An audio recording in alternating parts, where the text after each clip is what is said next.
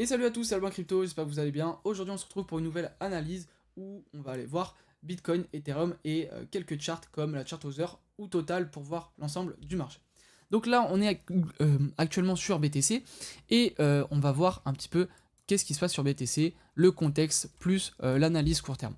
Donc actuellement on a un contexte qui est haussier, donc on a fait un nouvel ATH, donc là-dessus il n'y a pas de doute, on est bien haussier, vous le voyez, hein.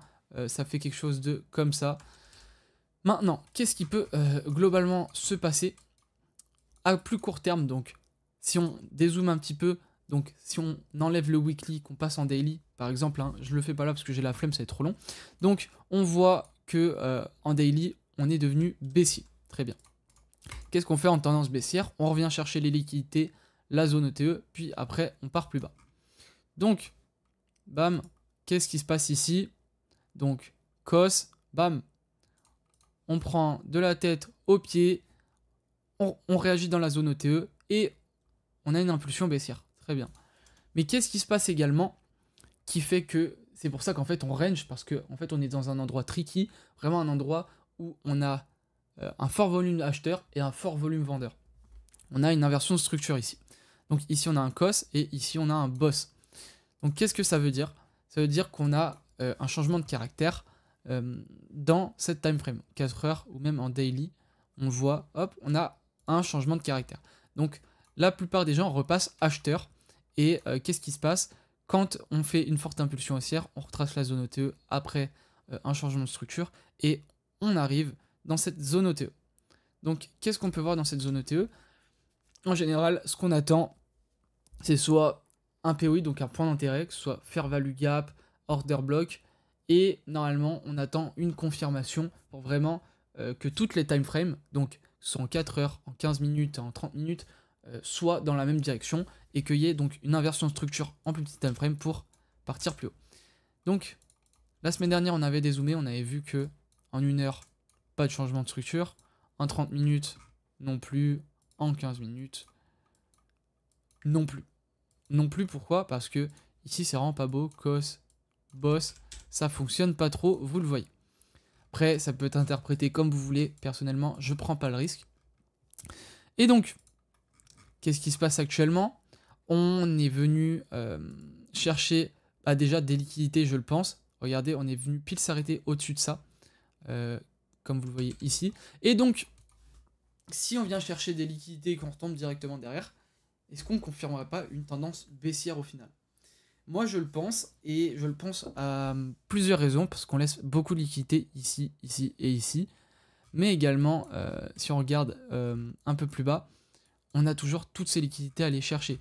Bien qu'en haut on en laisse, je pense qu'on en laisse pour plus tard.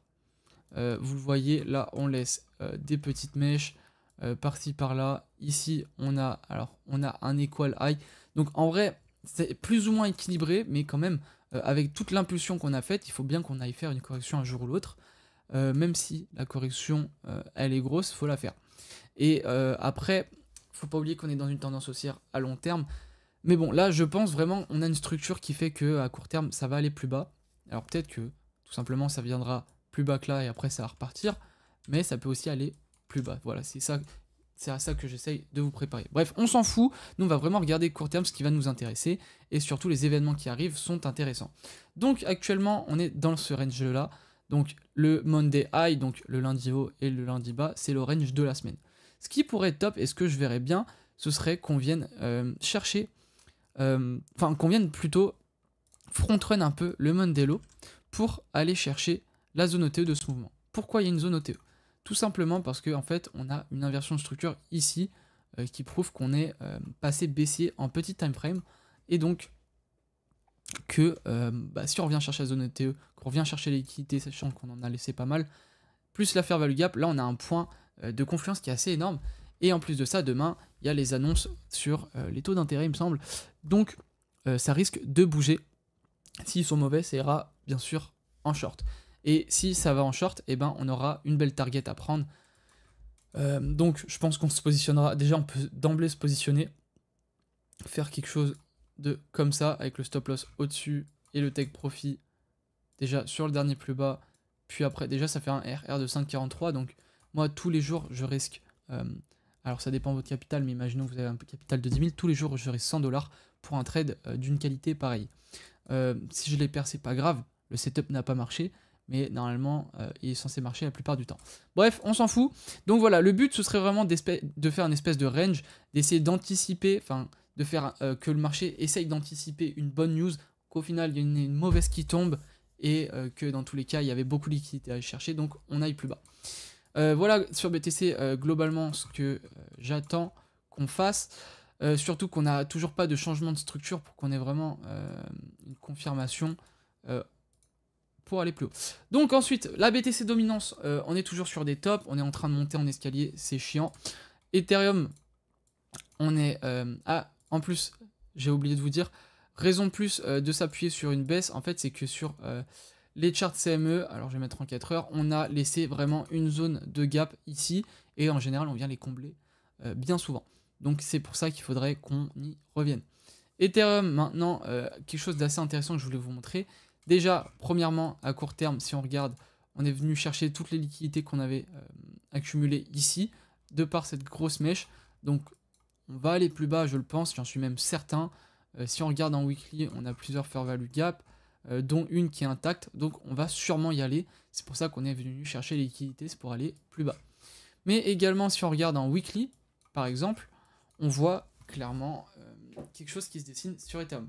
Un espèce de support résistance avec plusieurs temporalités. Donc là, c'est une temporalité plus long terme.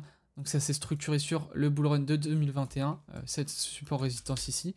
Et là, il s'est structuré sur celui de 2024. Donc, vous voyez, à chaque fois, on fait un double top. On retombe, on accumule, on pète. Est-ce que ici, on a fait pareil? Oui. Double top, on tombe, on accumule, on repète. Donc est-ce qu'on ne serait pas sur Ethereum dans cette phase-là? Est-ce qu'on ne passerait pas dans un bear market au final, où tout simplement on remonterait un petit peu? Alors bien sûr là c'était pas à la même échelle, mais on s'en fout. On forme résistance, on vient chercher plus bas, on fait croire qu'on va repartir après, et au final non, on va vraiment sous cette résistance chercher un max de liquidité sur le passage, bam. Je pense qu'on irait à ces niveaux, qu'on fasse résistance ici, et qu'après, au fur et à mesure, on pète, on aille plus haut que ça, et qu'on pète enfin la TH des 5000 $ sur Ethereum.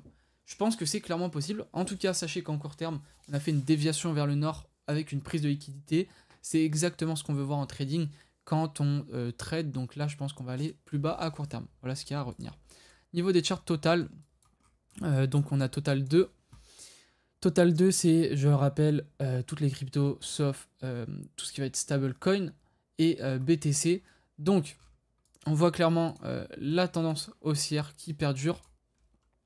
Et actuellement, on est dans un moment un peu tricky entre le bas et le haut. Donc, quand on est en bas, vous le savez, on long. Quand on est en haut, on short. Bon, après, c'est pas si simple que ça. Sachez qu'on a fait l'inversion de structure, on attend toujours de revenir dans cette zone des 0,618 et 0,786. On est en train d'y aller au fur et à mesure, pour l'instant on attend encore. Total 3 c'est la même chose, Other c'est la même chose, on y arrive d'ailleurs plutôt vite. Il me semble qu'on était là, ouais c'est ça, la semaine dernière on était par là. Je vous ai dit on y arrivera plutôt vite, c'est ce qu'on est en train de faire. Et pour ce qui est de l'Other dominance, on est en train de faire des plus bas. Donc voilà, vraiment, chaque coin n'a vraiment plus son mot à dire. On est vraiment en train de se faire laminer par le reste, vous voyez. Hein. On est très très bas quand même en fonction de 2021. 2021, on était quand même à 20%. Là, le season était gigantesque. En fait, on est en tendance baissière depuis 2021. C'est ça qu'il faut se dire. Niveau du Solana, assez intéressant. On revient dans la zone OTE. Enfin, on est en train d'y aller doucement, mais sûrement. Dans la zone OTE de tout le mouvement depuis le Shosh. Donc c'est super cool. Moi j'attends vraiment cette zone pour longue. Et le SUI, on est en train de faire la même chose. Et on y est même pratiquement. Donc les gars, voilà, j'ai fait l'update assez rapidement aujourd'hui. J'espère que ça vous aura plu. N'hésitez pas à profiter, alors c'est tout dans la description, des offres qu'il y a en ce moment sur ZoomX. J'en profite moi-même parce qu'elles sont super bien. Donc vous avez pour 100 $ déposé en créant un compte grâce à mon lien de partenaire. Déjà, moins 20% sur tous vos frais de trading. Déjà, ça, c'est énorme. Plus Quand vous déposez 100 $ sur votre compte trading en futur, vous avez chaque lundi, jeudi un bon de 200 $ pour trader gratuitement. Et du coup, c'est hyper bien. Vous avez ça. Au total, ça vous fera 1000 $. Voilà. Donc vous avez 5 lundi, jeudi. Et puis, voilà. Franchement, j'ai résumé globalement ce qu'il y avait comme opportunité en ce moment. Et également le groupe Crypto Crew, où actuellement je suis pas trop actif parce que j'ai mes examens, mais ça va changer. Demain, j'en ai plus aucun et je vais tryhard sur la crypto. Donc, rejoignez le Crypto Crew dans les commentaires, enfin dans la description, pardon. Vous m'excuserez, vraiment depuis le début de la vidéo, c'est pas structuré, je parle mal, je suis explosé au sol, je fais que de réviser. En tout cas, les gars, là-dessus, moi je vais vous laisser. C'était Albin Crypto, ciao.